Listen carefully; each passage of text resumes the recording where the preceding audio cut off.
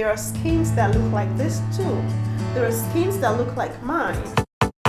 These things, they are scars. That is scarring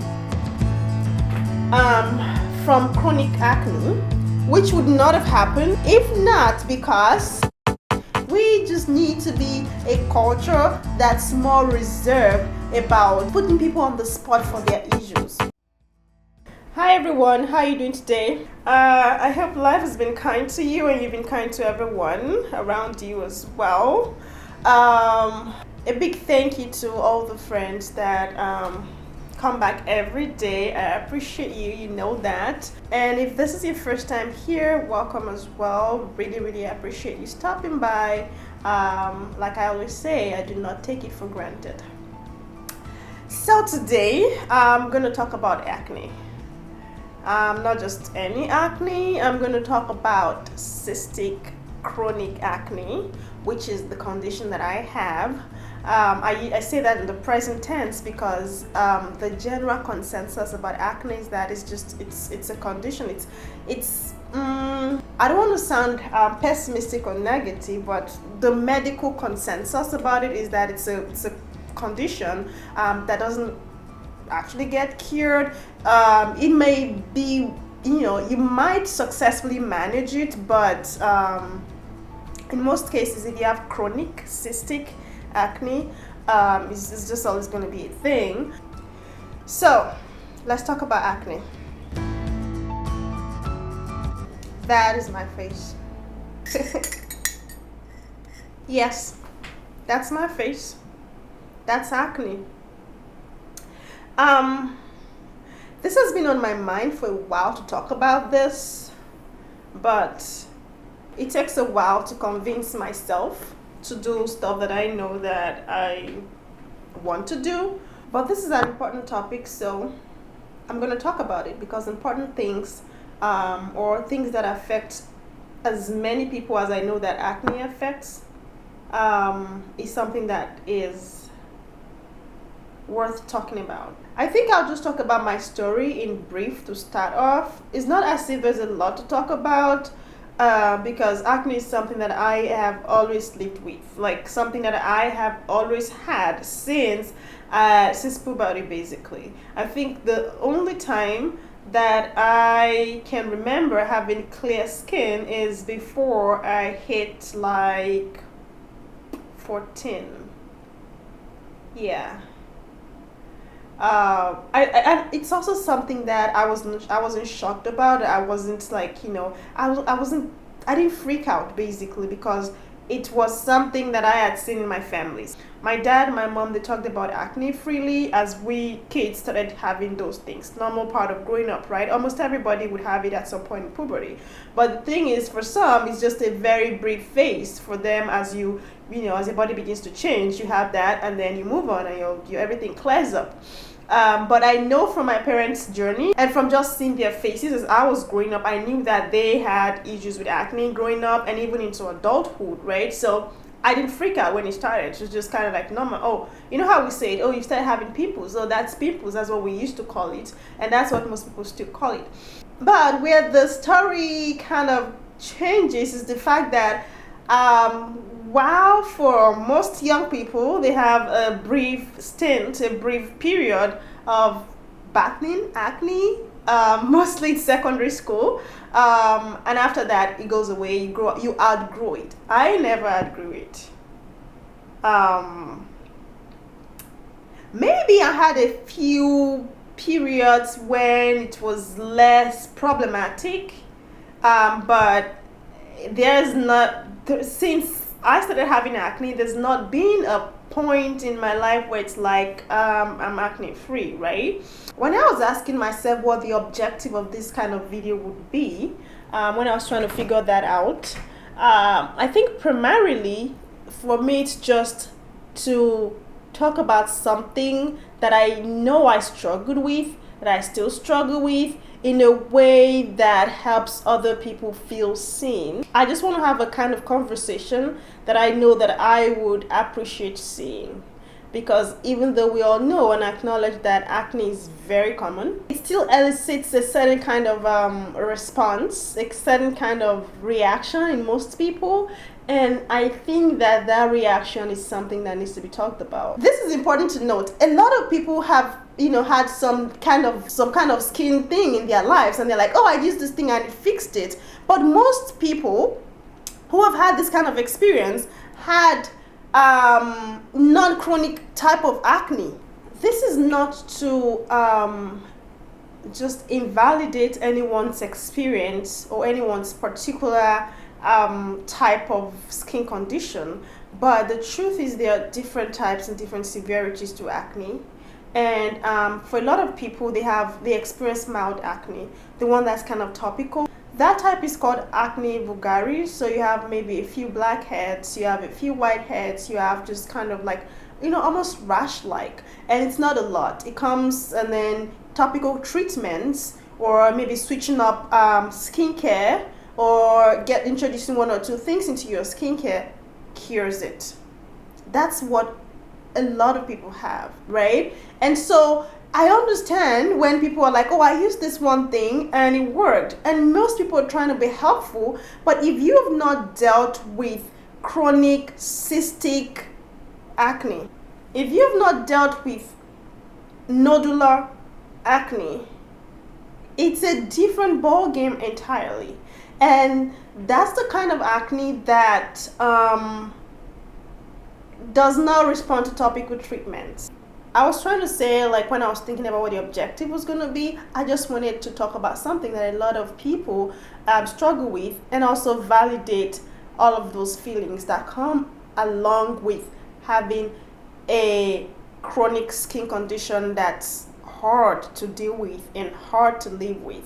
And having that kind of condition, having that kind of situation, and still thriving. So back to my journey with acne. I said, like, all through teenage years I had acne on and off, sometimes really terrible, sometimes a little bit improved. All through college, all through university, I had acne. It was just kind of like off and on, off and on. And it gets to a point where people are like, it feels like that's a teenage problem, right? When you become like an adult, it's expected to reduce, or it's expected that you can take care of yourself now and you should be fine, which brings me to another pet peeve of mine when it comes to acne. There is sometimes, not everybody does this, but for a lot of people there is sometimes a subconscious assumption. Sometimes it's subconscious, sometimes it's actually conscious. The assumption that if you have acne to that kind of level that I showed you in the picture, that it's because you're not taking care of yourself, and you're not, like, doing the right things, and you're careless. Or I've even heard ridiculous things, people assuming that it's because there's a problem of hygiene and things like that. The kinds of assumptions that people have, both spoken and unspoken, it's just crazy, which is why I feel like this kind of conversation is important to have. When I became an adult, I finished university, I was working and everything, I had some money, and so of course I could take care of myself, and I was taking care of myself. But of course someone sees your face like that, and the first thing that comes to mind is, wow, ouch, wow, do something about that. Or, unsolicited, someone just comes and says, like, what are you doing about your face? Why is your face like that? What's going on? And it's like, dude, do you think if I could fix this, I wouldn't have fixed it? I can't even tell you how much money has gone into my skin. Like, even when I didn't have money, it was always a priority. Not from a place of, desperation, but from a place of, if you have something, like if you have a pain in your leg, or if you have some kind of medical condition, you're not just going to watch it, right? You're going to do something about it. And of course I did stuff about it. I used recommendations. I did all the things. Literally did all the skincare, did all the things, even things that I was a little bit skeptical about sometimes, because while I'm a very logical person, right, it gets to a point where it feels like, well, this worked for this person, you're not open to trying new things, and I'm like, there's no way that makes sense, right? But at some point it's like maybe so they can stop talking, or so that I can tell someone that actually did that too. I tried, and of course it doesn't work, because like I said, acne vulgaris, which is like the most common type of acne pimples, is not the same thing as when you have a chronic condition that's nodular, that's cystic, that's just not topical, right? So this person comes and says like, this thing is the magic thing, this is the magic tube of cream, whatever, that once you do this it will all be gone. And I'll resist for a while, and I'll be like, okay, I'll try it. And then you try it for a month, for 2 months, and nothing happens, or maybe slight improvement, and that gives you kind of a little bit of a hope. But then of course it goes back to being the way it is, because it is so much deeper than that.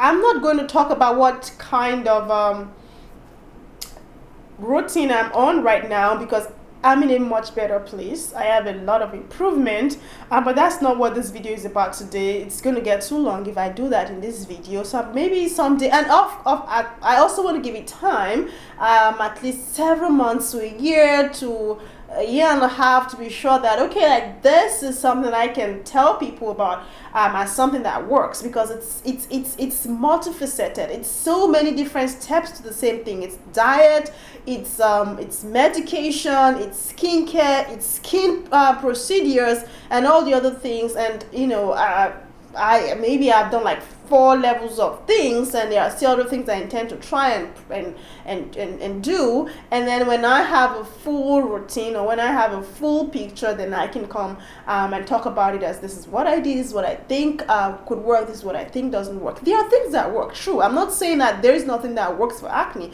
I'm just saying that it's much more complicated than a lot of people think. It's much more complicated than a lot of people realize. So when people come and tell you, oh, what are you doing about your face, that's not helpful at all. Backtracking a little bit, back to story time about my personal journey with acne. Okay, so puberty, secondary school, university, all through that time, I never got a break didn't actually get a good break from acne.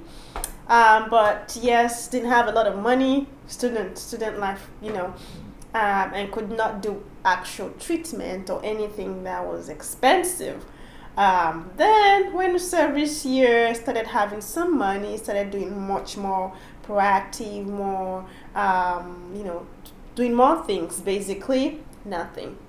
Went on to start my first job, more money, and of course, single, young, didn't have a lot of expenses, so I didn't have kids to spend money on, I didn't have a husband, I didn't have whatever. So my point is, I had some money, so of course I was taking care of myself. I was trying all the things. I became a specialist on ingredients, skincare ingredients, what should be in your skincare, what types of skincare you should use, all of the several steps, cleansing, toning, exfoliating, moisturizing, vitamin C, whatever we can think of. I knew it.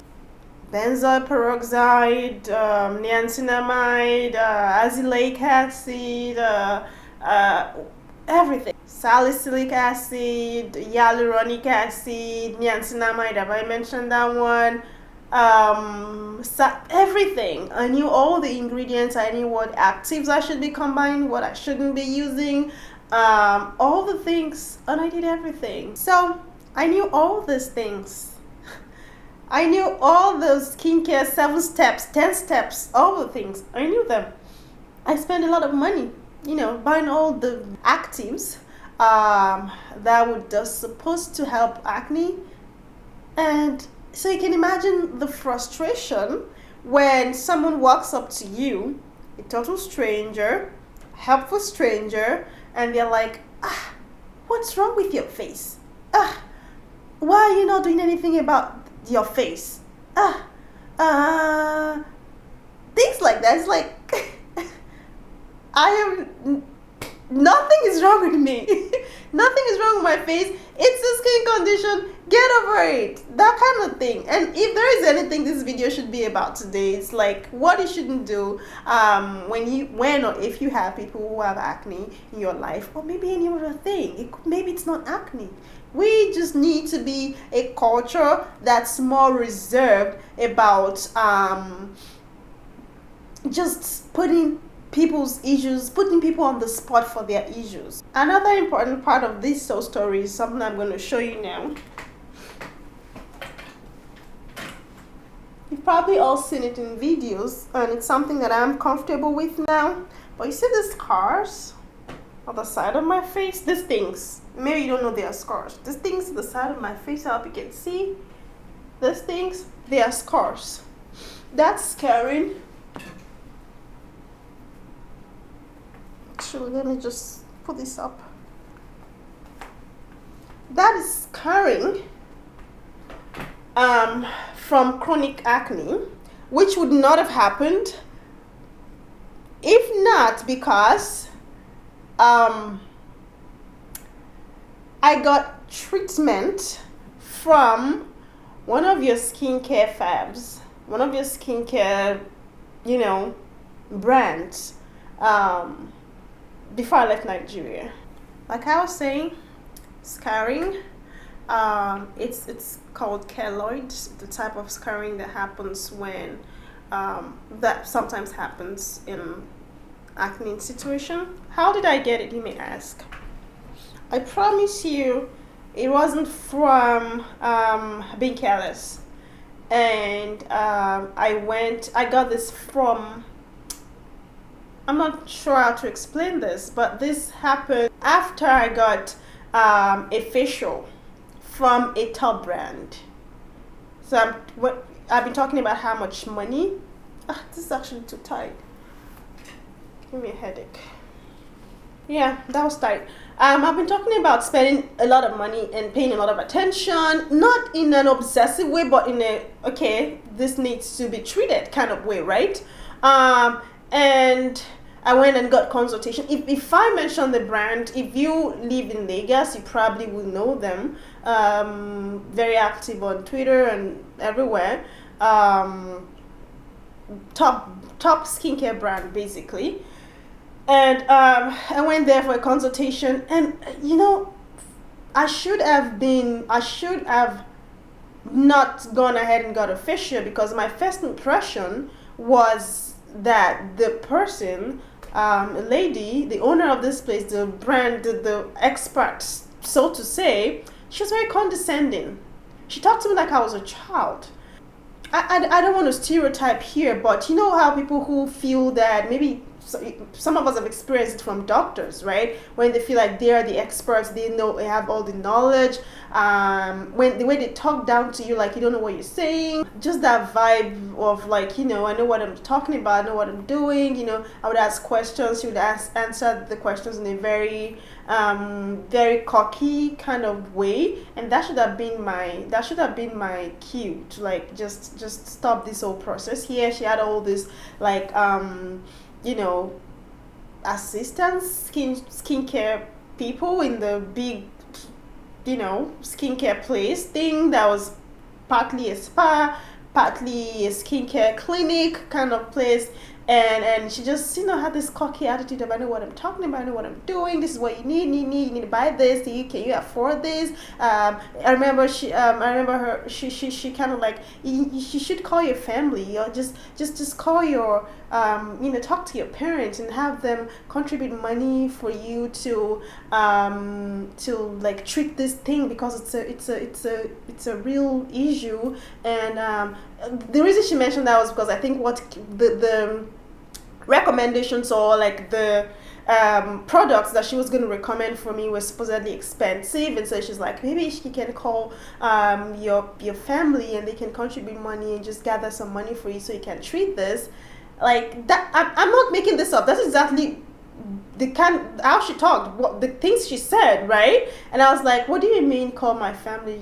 Like I am responsible for myself. I mean, I know I look simple, right? I know I look like a child sometimes. I look very young sometimes and whatever, but you don't talk to people like that, right? That's when I should have stopped. That's when I should have just literally stopped and gone somewhere else. But this is like a big name kind of place, and she had, and her brand had this kind of exterior of like, we are the top experts on skincare, and we can fix your skin. And she would have like all these testimonials, and showing the people's faces and skins that she had fixed and everything. And I knew enough. I've done all my research. I knew the difference between superficial acne and chronic acne, cystic acne, all those things. But you know, when you have a situation, you just try to think about what can I do to fix this, right? So that was my first kind of red flag, which I should have like just turned back and ran in the opposite direction. But you know, I came with my like what kinds of things I already had in my routine, my skincare routine, and like this is like what I use is. I mean, that should show you that this person has some knowledge. But then no, it was like, you know, that the way doctors treat you, they feel like you're self-medicating. If they feel like you're like, you know, buying over-the-counter medication instead of coming in to get professional advice and everything. That's how she treated me. And then also there was also that condescending part of like, you know, call your family so they can contribute money for you so that you can treat this thing and blah blah blah blah. Like, just give me the recommendations. I can afford whatever it is you're writing, whatever product that you're recommending for me. And I bought every single thing she recommended, which was probably a mistake as well, because at this point I don't think she knows what she was doing. So she recommended me for a facial, which should have been another red flag, because I had actual breakouts at that time. And I know enough that if you have breakouts, you shouldn't get facial, because that can get like, you don't do facial on open sores basically. And that's what acne is. That's what pimples are if you actually have an active breakout. So I had all that at that time. I've never talked about this before to anyone, and I'm realizing now that just talking about it is actually giving me some kind of cathartic closure or something like that. I'm just processing it. I've never really processed it. So yeah, of course, I went in for the facial and did like, I should literally have got up off that table and left, because it was painful. And yes, of course, to be painful, I had cystic acne. I have acne, active acne on my face, right? And so it was going to be painful. And I told the person that was doing the facial, like, this is uncomfortable. This is not just uncomfortable. This is painful. And they're like, yes, it's supposed to be like that. We are doing extraction. You know, they did steaming. They did all of these other things, and they applied everything. And I was just so uncomfortable, right? I got all the things. They smeared all the things on my face after I left. And I kid you not, after that, I had the worst case of breakout that I've ever had in my life. And it went on for weeks. Like, you know, normally, the thing with acne is that, or with facial skin, is that the skin on the face is one of the most resilient skins in our entire body. How do you know that? Like, if you see the speed with which, if you have a small cut on your face, the speed with which it heals is almost so much faster than every other part of your body, because the skin just kind of rejuvenates very fast, right? So I've experienced acne all of my life, and I knew what it felt like for acne to come and go and heal. When you have a breakout, it will heal, then you get another one, right? But this one was just like, those sores were just there consistently. And it took me a while to realize, oh my goodness, this is an infection. The acne got infected, and it just was so bad. That's a picture of what my face looked like before that treatment. Eventually, it started slowly to heal, because the body is just divine. It's just our human bodies. God has just been so merciful. Like, the way our human body is designed by God is very self-healing. And eventually I healed, but there's a level to which you get your skin gets damaged, that when it heals, it just kind of scars, and that's how this happened. This scarring, it doesn't bother me so much anymore now. I think it's just been there for close to 3-4 years now, that like I've made peace with it, right? Yes, maybe eventually I'm going to explore some procedures that can, if not totally eliminate, but just kind of reduce the appearance of those keloids. But my point is, this is so much more complicated, so much more multi-layered than a lot of people realize.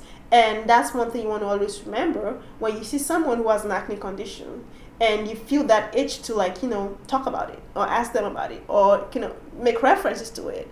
In most cases, I can guarantee that everybody that has acne is aware that they have acne, right? They know that this is they have mirrors, so nobody needs to be pointing attention to something that someone already knows is there, right? Unless you're a very close friend and you have that kind of relationship, or you have something that can actually really really work, even in cases where you have recommendations that you're so sure of can work. Honestly, it's dicey because in many cases the person you're making the recommendation to has explored all kinds of things. They have done all kinds of things, and so the chances are, like, the thing that you think is so magical, the thing you think is so amazing that works so well, may only work for something that's less chronic, there's more topical than what this person is dealing with. And when I talk about cystic acne, it's just, I don't know how to explain it. Like, think about like mini balls. Some of us have had balls, right? So think about mini balls. That's the closest metaphor that I can use for cystic and nodular acne now. And they're not things that just kind of, they're very inflamed, but they are deeply seated, and it's not something that just kind of heals quickly. In most cases, it can't even drain. Like, you know how people like to pick at their pimples and then it kind of drains and then you begin to heal. Most times, nodular and cystic acne can't even drain. So it's painful, it's chronic, it's perpetual, and it is not. It's just, I don't have the words to describe it. Like, you know how your whole face can feel like every single part of your face hurts, and then you have a headache on top of it, and that's just like constantly. Like, it's not like, yeah, today I feel bad and then tomorrow for the next 2 weeks it's fine. No, just kind of like constantly, and then maybe get a little bit of a break, and then it picks up again. So it is not child's play. And when you think about just making an offhand comment to somebody, think about the fact that this is much deeper than I understand. If you've never struggled with that, if you've never experienced that, you might want to just show some more empathy and realize that it's chronic, it's deep, it's not just pimples. Now, the most important part of this video is to my skin issues sisters out there and brothers, because this is not just a female issue. I mean, there are several males and men who struggle with these, boys, young people, everybody. Or if you are someone who has experienced what chronic skin issues feel like, I see you, I feel you. Your frustration is valid, but also, regardless of your frustration, you are beautiful. There is nothing wrong with you. We shouldn't feel like we have to hide our faces. And I know that feeling of like looking at yourself in the mirror and it's like, I don't even feel like leaving the house today. I think one thing that helped me is that, I don't even know if helped is the right word, is the fact that I just didn't have options. There are days when I would just look at my face and I'll be like, I just don't want to be around people today, but I didn't have an option. I had to show up at work, right? So I just kind of learned to deal with it and learned to live with it. Was it always easy? Has it always been easy? No, not always. There are lots of time like, this is just terrible. It just looks bad. But these kinds of faces that have scars, that have, acne, that have keloids, they are a variation of normal. Skin that has like pores, that has texture, they are a variation of normal, and we need to celebrate all kinds of normal. And yes, thank God, people are beginning to learn more about things like this and beginning to just expand the exposure today, such that people understand some of these things now. And if you're one of those people who still don't understand, this is a variation of normal. People who have scars on their face or acne on their face, they still deserve to be out there and show up fully and happily and joyfully as themselves. If you're one of those people that have not, integrated that and just internalized that, then please do. Just realize that it's just a variation of normal. So a lot of times people are doing things about it. They are doing something about it, but like, you can't remove your face and step out. So it's like the most obvious part of your body. That's the first thing people will notice. So just learn to look beyond it. And if you struggle with acne, especially chronic acne, it's easy to feel ridiculous. It's easy to feel terrible because models, social media, faces, people you see represented in media everywhere often have a variation of perfect skin, right? And this which is why it's so important for people who have imperfect skin to also show up. And just it's a simple declaration of, there are skins that look like this too. There are skins that look like mine. There are skins that look like yours, and that's okay. That's similar to how we all have different height. We all have different proportions. We all have different names. We all have differences. While hoping it gets better, just keep doing you. That's what I personally do. And the more I see people who have natural skin with all the attendant skin conditions and skin issues, the more it feels validating that yes, there are people that have problematic skin as well, right? It's just like the way we all maybe want to have long hair, right? I'm talking about like natural hair. We all would like to have natural long hair, but not everybody has that, right? So when you see someone that has like long hair and everything's like, oh, that's so pretty, that's so beautiful. That doesn't mean that, short, tough to manage hair is not also beautiful. Even if you are working on your hair and doing all the trying to learn how to manage and how to take care of your hair so that it's much more manageable, because a lot of times it's an issue of management. While you're doing that, your hair is still beautiful the way it is, and you should still show up the way you are and the way that looks. That's almost going off on a tangent there, but I'm just trying to emphasize that it's important to know and accept that these things are variations of normal. Yes, we can work to improve them, but sometimes there's nothing you can do about your current situation, and you still deserve to show up and be celebrated and be joyful and thrive with that current situation that you have. And if you're one of those people who have always kind of thought or acted like acne is something that people have because almost as if it's kind of their fault, like they're not doing enough or they're not doing something that they should be doing, please stop. It's not the case. So on that note, I think I'll wrap this up today. Like I said, I don't want to my acne is a little bit more manageable now. I'm in a better place. But I don't want this video to be like, this is what you should do to treat your acne. You have a million of those out there in the world. I want this video to be if you've treated acne as some kind of contagious disease somehow, stop. If you live with acne, you're fine. It's a thing and it is what it is, and you still get to thrive and be joyful and be happy and be comfortable in your skin regardless of the acne. All right.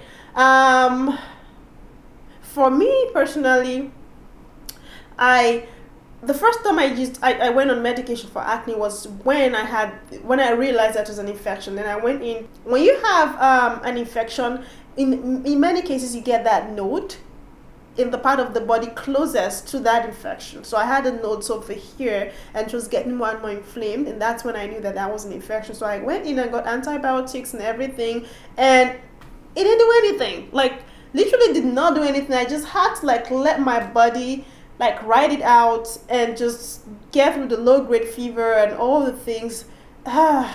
This is not a fun time. That was the first time. And the second time was recently, last year, when I went on some medication. This was not antibiotic this time. Probably going to talk about that another time after I've watched the effect for some time. Of course, I also took a few things out of my diet. I reduced gluten. And you know how people say if you eat granules, if you eat this, that's what causes acne. Oh my goodness. No. I know people are going to disagree with me here, but everyone's entitled to their opinions. But I'm talking from lived experience, right?